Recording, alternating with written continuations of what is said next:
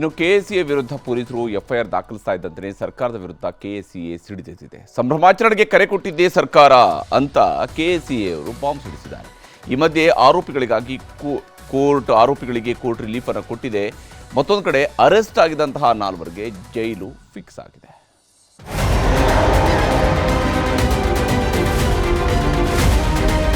RCB, DNA, event manager, KSCA cricket association ಈ 3 ಸಂಸ್ಥೆಗಳು ಪ್ರತಿನಿಧಿಸತಕ್ಕಂಥ ವ್ಯಕ್ತಿಗಳನ್ನು ಬಂಧಿಸಬೇಕು ಅಂತ ಹೇಳಿದ್ದಾರೆ.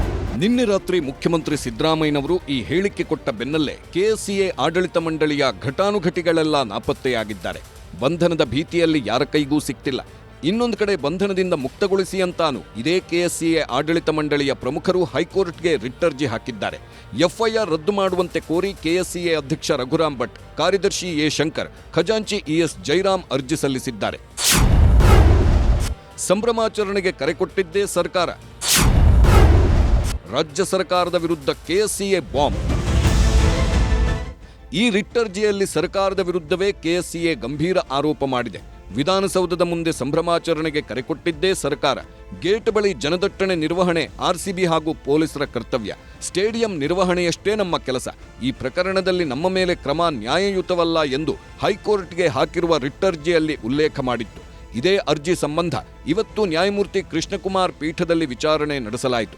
ಸರ್ಕಾರದ ಪರ ಎಜಿ ಶಶಿಕಿರಣ್ ಶೆಟ್ಟಿ ವಾದ ಮಂಡಿಸಿದ್ರೆ, ಕೆಎಸ್ಸಿಎ ಪರ ಹಿರಿಯ ವಕೀಲರಾದ ಶ್ಯಾಮ್ ಸುಂದರ್ ಹಾಗೂ ಅಶೋಕ್ ಹಾರ್ನಳ್ಳಿ ವಾದ ಮಂಡಿಸಿದ್ರು. ಒಂದು ವಾರ ವಿಚಾರಣೆ ಮುಂದೂಡಬೇಕು. ಆರೋಪಿಗಳು ನಿರೀಕ್ಷಣಾ ಜಾಮೀನು ಅರ್ಜಿ ಸಲ್ಲಿಸಲಿ. ಎಲ್ಲರನ್ನ ಬಂಧಿಸಬೇಕು ಅಂತ ಸಿಎಂ ಆದೇಶಿಸಿದ್ದಾರೆ. ಮುಖ್ಯಮಂತ್ರಿಗಳು ಯಾರನ್ನೂ ಬಂಧಿಸಿ ಅಂತ ಹೇಳಿಲ್ಲ. ಯಾರ ಹೆಸರನ್ನು ಸಿಎಂ ತೆಗೆದುಕೊಂಡಿಲ್ಲ. ಸ್ವತಃ ಸಿಎಂ ಅವರೇ ಬಂಧಿಸುವಂತ ಹೇಳಿದ್ದಾರೆ. ವಿನಾಕಾರಣ ಬಂಧಿಸಿ ಸಾಕ್ಷ್ಯ ಸಿಗದಿದ್ರೆ ಸಮಸ್ಯೆ ಅಲ್ವೇ? ನಾನು ತನಿಖೆಗೆ ತಡೆ ಕೊಡಲ್ಲ. ಯಾವ ರಕ್ಷಣೆ ಅಗತ್ಯವಿದೆ ನೋಡೋಣ. ಒಂದೇ ಪ್ರಕರಣದ ಬಗ್ಗೆ 3 ತನಿಖೆ ನಡೆಯುತ್ತಿದೆಯೇ? ಮ್ಯಾಜಿಸ್ಟ್ರಿಯಲ್, ನ್ಯಾಯಾಂಗ, ಸಿಐಡಿ ತನಿಖೆ ನಡೆಯುತ್ತಿದೆಯೇ? ಹೌದು, ಪ್ರತ್ಯೇಕ ತನಿಖೆಗಳು ನಡೆಯುತ್ತಿದೆ. ಕೆಎಸ್ಸಿಎ ಅಧಿಕಾರಿಗಳ ವಿರುದ್ಧ ಬಲವಂತದ ಕ್ರಮ ಬೇಡ, ಆದರೆ ಆರೋಪಿಗಳು ವಿಚಾರಣೆಗೆ ಸಹಕರಿಸಬೇಕು. ವಾದ ಪ್ರತಿವಾದ ಆಲಿಸಿದ ಜಡ್ಜ್ 3 ಅರ್ಜಿದಾರರಿಗೆ ಬಿಗ್ ರಿಲೀಫ್ ಕೊಟ್ಟಿದ್ದು ವಿಚಾರಣೆಯನ್ನ ಜೂನ್ 16ಕ್ಕೆ ಮುಂದೂಡಿದೆ. ಅಲ್ಲದೆ ಅರ್ಜಿದಾರರು ಕೋರ್ಟ್ ವ್ಯಾಪ್ತಿ ಬಿಟ್ಟು ಹೋಗದಂತೆ ಷರತ್ತು ವಿಧಿಸಿದೆ.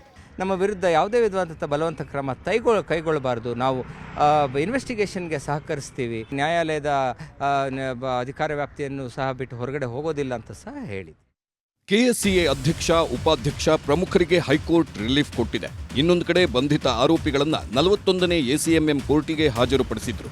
ಆಗ ಕೋರ್ಟ್ನಲ್ಲಿ ಒಂದಷ್ಟು ವಾದ ಪ್ರತಿವಾದಗಳೂ ನಡೆಯಿತು. ಕೋರ್ಟ್ ಎಲ್ಲ ಆರೋಪಿಗಳನ್ನು ನ್ಯಾಯಾಂಗ ಬಂಧನಕ್ಕೆ ಒಪ್ಪಿಸಿತು. ಸೋಮವಾರ ಆರೋಪಿಗಳನ್ನ ಕಸ್ಟಡಿಗೆ ಪಡೆಯಲು ಸಿಐಡಿ ಪೊಲೀಸರು ಸಿದ್ಧತೆ ಮಾಡಿಕೊಂಡಿದ್ದಾರೆ. ಇನ್ನೊಂದು ಕಡೆ ಮಂಗಳವಾರ ಹೈಕೋರ್ಟ್ನಲ್ಲಿ ಪಿಐಎಲ್ ಅರ್ಜಿಗಳ ವಾದ ಪ್ರತಿವಾದನೂ ನಡೆಯಲಿದೆ. Bureau report, news 18.